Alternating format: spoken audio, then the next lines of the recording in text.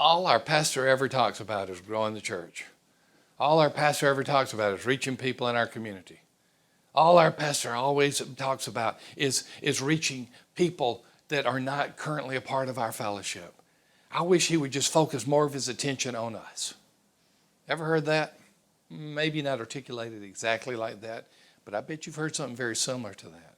I hear it different ways. I hear people saying, well, church growth is not an end in itself. I don't necessarily disagree with that. But I would say this, that people who are not for church growth are usually not leading in a Great Commission fashion. And so we need to look at this issue of why some church members really don't like church growth. I was talking to a church member in a church several months ago, and I was saying, how do you like your church? Well, I liked our church when it was small. And now we have a lot of people attending, and I just wish we wouldn't have done that. I said, what is it you wish you wouldn't have done? Well, grown. And I was just a little bit ornery that day, and perhaps I shouldn't have said this, but I did. I said, which lost person would you prefer did not come to know Jesus Christ as Lord and Savior? Or which person who did not have a church home would you prefer that they stay away from church? I don't remember the answer, but it probably wasn't a good question or a good time to ask that particular question. But that is the reality. Some church members just dislike church growth. Let's look at some reasons why. I've got 7 quick ones here in this brief 10-minute Rainer report. One is loss of familiarity.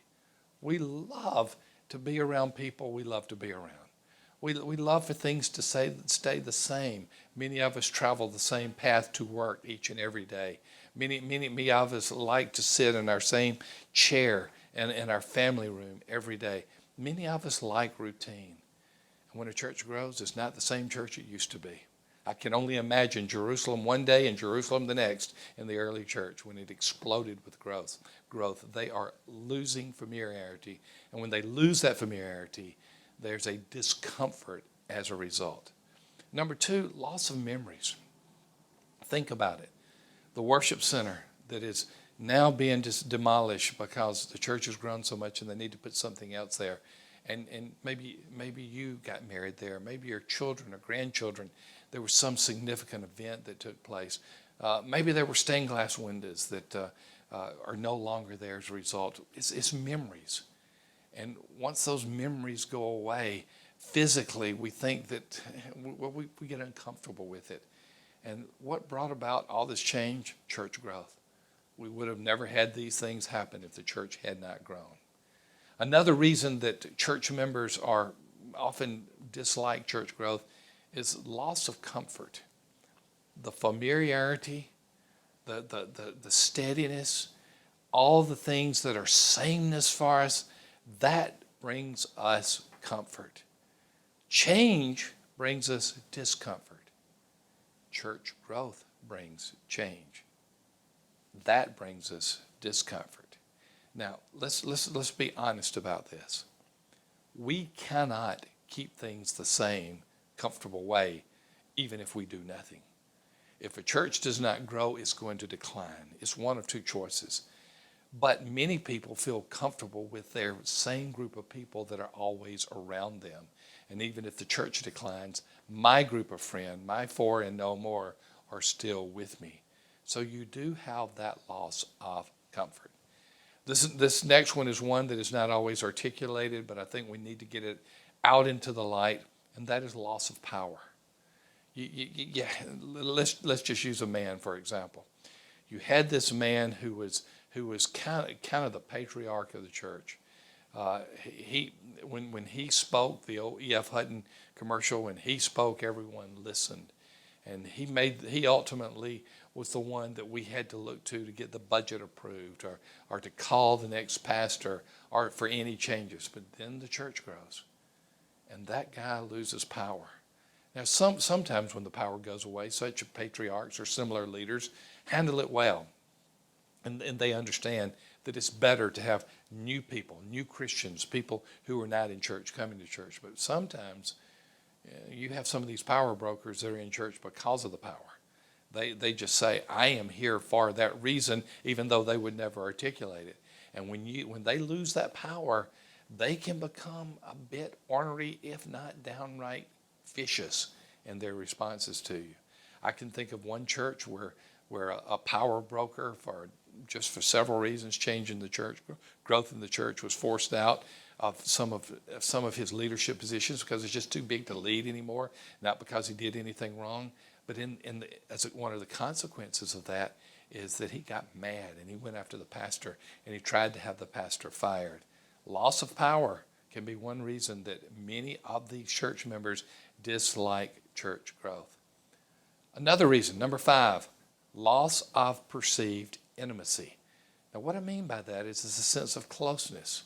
I had the opportunity, first church I ever pastored, I often refer to it as the Church of First Merle because Merle was the deacon, he was the search committee, he was the moderator, he was the worship leader, so I often refer to it as the Church of First Merle. Merle, he rejoiced when the church grew. And when we grew from 7 to 70 in attendance, he absolutely loved it. But there were some of that original 7 in the church that didn't like it. Well, it was just us. And it's oftentimes that small group, that group that likes the perceived intimacy, is oftentimes that group that is the first to begin to be critical of the growth. Well, I can think of one example as well when I was confronted. Sometimes I refer to her as a lady, but I think that would be a stretch. A woman came up to me in the church, and she just chewed me out. I was a pastor, and she just chewed me out, and she said, "This church is just not the same place it was. We've got all these new Christians, and they're messing this place up." I was just dumbfounded. I was just aghast. But there again, loss of perceived intimacy, the group that we know. And once you lose that, it can cause some members to just fight back against church growth. A 6th one, this one is common, and it particularly has been for years, loss of worship style. As you begin to reach new culture or younger demographics, oftentimes it calls for a shift in the worship style. And worship style can be sacred to many people, and sometimes for the wrong reason. And as that worship style begins to shift, many people say, well, this isn't true worship. We're not singing out of the hymnals, or what is that screen that we're looking at that is coming down, or what are these songs, or the music is too loud, or the beat is too onerous. And you'll hear all of these things again and again because they have lost their worship style. Instead of saying, how would God have us to worship? Should we do? Not only to reach the lost and unchurched, but just to have a relevant worship style to commune with God. Loss of worship style.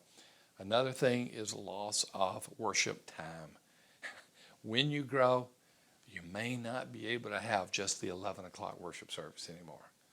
You may have to have a 9:30 and a 10, or 9 and a 10:30. You may have to have a worship time because space has run out and you're going to another site or to even another day of worship. When people, this goes back to number 3, loss of comfort. When people lose their worship time, they lose their routine, they lose their comfort, and as a result, they can be ornery as well. Many church members dislike church growth. Many church members don't want the church to grow. Many church members would rather see things decline, quite frankly, as long as they can keep their few people around them, than to see the church grow. So, sometimes when you lead growth, you think everybody's going to love it. It's not always the case. Many times you'll get pushback. Many times you'll get criticism.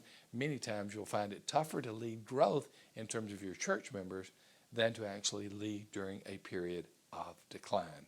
These are 7 of the most common reasons, and maybe just articulating them will help you to understand how to deal with objections to church growth.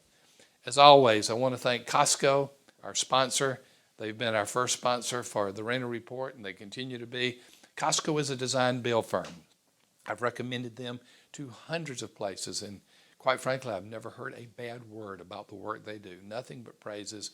Building new churches, remodeling churches, they are the best in the business. I urge you to contact Tim Songster, the president and CEO. You can reach him at churchdesign.com. That's churchdesign.com. And as always, thank you for the audience for being a part of the Rainer Report. Always good to be with you on this video channel, and I will look forward to seeing you next time as we continue to talk about these critical issues in the life of leadership and the church.